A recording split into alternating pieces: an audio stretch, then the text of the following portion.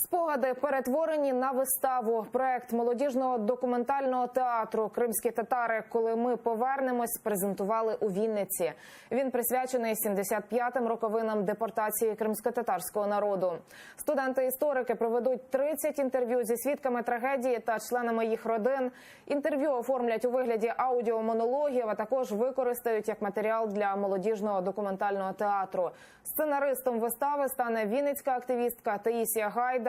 З 2014 року вона опікується вимушеними переселенцями з окупованого Криму.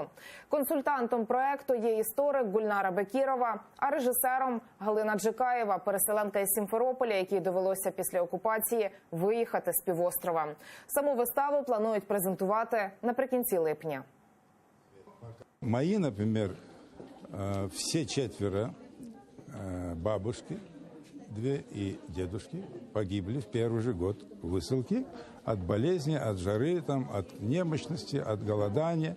Ведь выселили же совершенно голых людей, ничего не позволили взять. То есть это было сделано специально, чтобы народ вимер. Не з професійними акторами. Це в цьому фішка документального театру, що молодіжного, то що приймає участь молодь, яка зацікавлена в глибоких таких соціальних темах, історичних. Потім ця вистава поїде в місця перебування найбільше кримських татар. Це Львів, Херсон, Київ.